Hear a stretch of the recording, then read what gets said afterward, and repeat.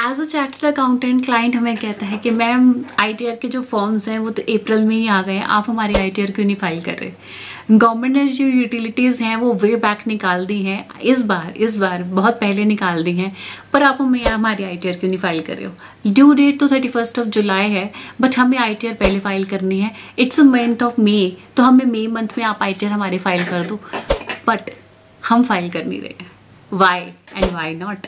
दोनों सारे रीजंस हैं, बहुत सारे रीजंस हैं, बिकॉज एज पर चार्टर्ड अकाउंटेंट हमें पता है कि कौन सारे प्रैक्टिकलिटीज हमें फेस करनी पड़ती हैं, कौन सारे प्रॉब्लम्स हमें फेस करनी पड़ती हैं, और कौन सी चीज़ हमारे क्लाइंट के लिए बेनिफिशियल है, कौन सी चीज़ हमारे क्लाइंट के लिए बेनिफिशियल नहीं है। सो आईटीआर हम कब फाइल करें, क्यों फाइल करें, कब तक फाइल करनी चाहिए, अब भी क्यों नहीं फाइल करनी चाहिए, बहुत सारे ऐसे रीजंस हैं, बट हमें ये नहीं पता कि हमें कौन सी चीज़ कब करनी है और कौन सी चीज़ हमारे लिए वाइबल है। अगर आज मेरे क्लाइंट की मुझे रिटर्न फाइल करनी है तो मुझे उस चीज़ से कोई रोक नहीं रहा, बिकॉज गवर्नमेंट ने आईटीआर 1, 2, 3, 4 सारे फॉर्म्स गवर्नमेंट ने निकाल दिए हुए हैं। That utilities are out, you are eligible, you are able to file the returns right now, there is no problem at all. Factors हैं जो मुझे लगता है कि जिसके लिए आपको अभी जो अपनी आईटीआर फाइल नहीं करनी चाहिए।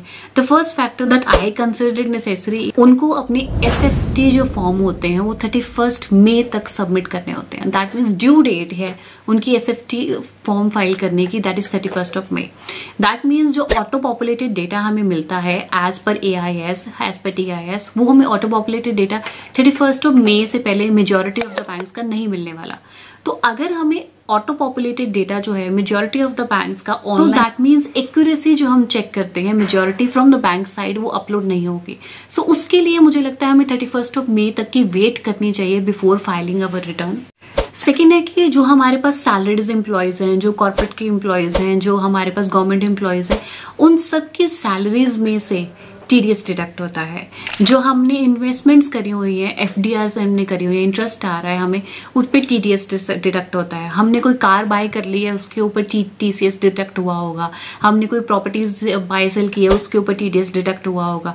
तो दैट मीन्स अगर हमने मेजोरिटी ऑफ द ट्रांजेक्शन्स करी हैं या हम सैलरीज एम्प्लॉय हैं, तो अगर मैं आपकी रिटर्न अभी फाइल कर दूंगी, जो आपकी अपडेशंस होनी थी बैंक्स की तरफ से वो भी आपकी अपडेशंस नहीं हो पाएंगी।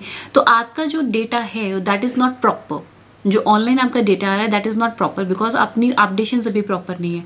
आप शेयर मार्केट में बहुत डील कर रहे हो तो आपकी वो सेल परचेज आपकी ऑनलाइन अपडेट नहीं हुई। आप शेयर मार्केट में डील कर रहे हो, जो आपको डिविडेंड रिसीव हुआ है वो अपडेट नहीं हुआ, बैंक की तरफ से आपको इंटरेस्ट अपडेट नहीं हुआ है, सैलरीज आपकी प्रॉपर अपडेट नहीं हुई है, जो आपने ट्रांजेक्शन्स करी हैं, जो FDR के ऊपर इंटरेस्ट आया वो आपका प्रॉपरली अपडेट नहीं हुआ, प्रॉपर्टी में से TDS कट गया वो आपका प्रॉपरली अपडेट नहीं हुआ। तो इन सब चीज़ों में अगर आपकी कुछ अपडेशंस प्रॉपर हुई नहीं है तो why you are filing the return before 31 May? You will be able to file the returns even after that you have 2 months, that means जून और जुलाई तब भी आपके पास बाकी है। बट अगर आपकी रिटर्न्स में इन सब चीज़ों के अलावा कुछ भी रिफ्लेक्ट नहीं कर रहा, दैट मीन्स आपका कोई TDS नहीं है, आपने कोई कैश ट्रांजेक्शन्स नहीं करी है, कोई आप शेयर मार्केट में डील नहीं करे हो, कोई आपके साथ डीलिंग्स नहीं है, कोई आपने प्रॉपर्टी सेल बाय नहीं करी, कोई आपने कार बाय नहीं करी, ऐसी कोई भी ट्रांजेक्शन्स आपकी नहीं है जिसमें TDS डिडक्ट हो रहा है या कोई बैंक के इंटरफेरेंस है, then obviously you are a normal taxpayer, you will be able to file your return even right now। हमने अभी भी थोड़ी बहुत छोटी मोटी रिटर्न्स फाइल करी हैं जिनका कोई TDS रिफ्लेक्ट करने का हमें चांस नहीं था, बट हाँ जो आगे वाली हैं, जो और हाई प्रोफाइल रिटर्न्स हैं, उनको भी वेट करनी चाहिए मेरे according till the 31 May। After 31 May you are eligible to file the return, even today you are eligible to file return, but after that you will be able to file your return correctly with correct data with accuracy। So wait for the 31 May. After that every data will be auto populated by the government on their portals and you will be able to file their returns accurately. So if you need accuracy, wait for 31 May, not before that. And if you need assistance,